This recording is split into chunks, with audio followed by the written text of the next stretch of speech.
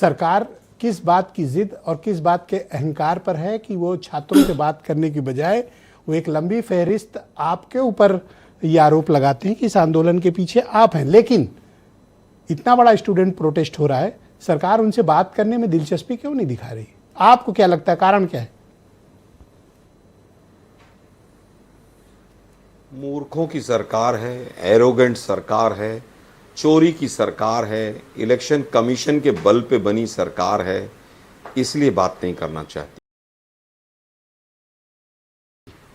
सातवें आसमान पे इनके दिमाग हैं, इसलिए बात नहीं करना चाहती। इस सरकार की इतनी मोटी खाल हो गई है, इनको कोई फर्क नहीं पड़ता। इनको लगता है कि ईवीएम और उसके दम पर, इलेक्शन कमीशन के दम पर हम फिर सरकारें बना लेंगे। दुर्भाग्य ये है कि दिनेश जी मेरे बहुत अच्छे मित्र भी रहे हैं। मैं इन्होंने कई अभी भी है, ऐसा क्या है? इन्होंने कहा कि पेपर लीक का सरकार नहीं रिपोर्ट किया। मैं कहना चाहूंगा कि पेपर लीक जब हुआ तो सरकार ने तो आज तक नहीं माना है।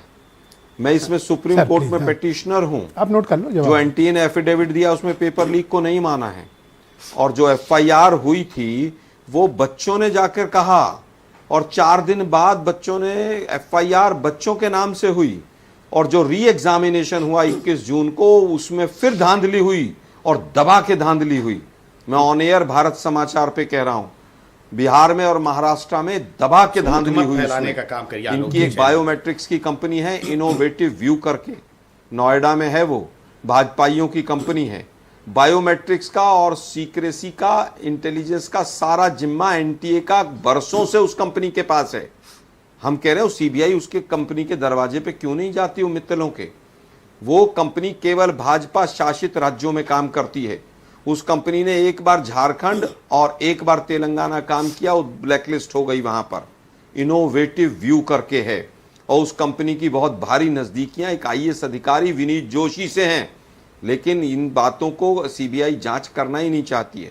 2024 में भी मैं पिटिशनर था। 2024 में भी 48 लोग गिरफ्तार हुए, 90 दिन तक चार्जशीट नहीं हुई, सारे के सारे छूट गए। आज भी वही हुआ है।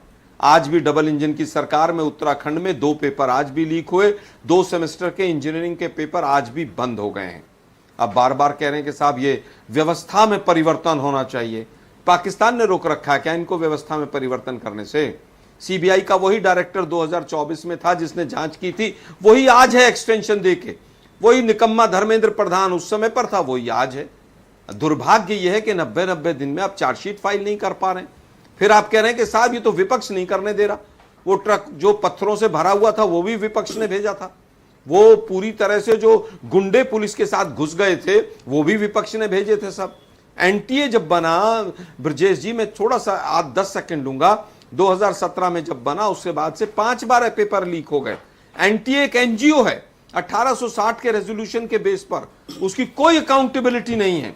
एक एनजीओ है। आप कुछ सवाल जवाब पे आते हैं आलोक जी, बर्बाद कर और मेरा पहला सवाल है कि क्या इस आंदोलन के पीछे जो स्टूडेंट प्रोटेस्ट है कांग्रेस पार्टी है?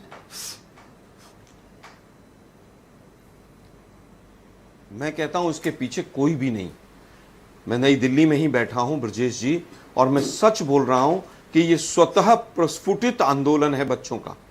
अभी तक पाकिस्तान का एंगल कई इनके प्रवक्ताओं ने दे दिया है। वहां से फंडिंग आ रही है, फॉरेन से फंडिंग आ रही है, एनजीओ की फंडिंग रोकने के चक्कर में ये हो रहा है। अरे 22 सुसाइड हो गए। ये भाजपा के निकम्मे लोग किसी एक घर में चले जाते बच्चे के। क्या ये स्टूडेंट प्रोटेस्ट का आप लोग राजनीतिक लाभ लेना चाहते हैं? पूरे देश में इस कारण आप लोग इस आंदोलन को हवा दे रहे हैं? देखिए हम बिल्कुल हवा नहीं देना चाहते। हम तो पहले दिन से कह रहे हैं छात्रों की गूंज के माध्यम से कि इस निकम्मे मंत्री का इस्तीफा ले लो, एनटीए के भंग कर दो। एनटीए को भंग कर देते, इसका इस्तीफा ले लेते तो ये नौबत ही नहीं आती आज। Thank you sir. मैं कह रहा हूं री एग्जामिनेशन हुआ, उसमें पूरा गबन हुआ। बहुत शुक्रिया। बायोमेट्रिक्स में बैठा कोई, फराज की दुआई, कई दर्जन बच्चे शर्मा जी बहुत शुक्रिया सर। कृपया अपनी बारी की प्रतीक्षा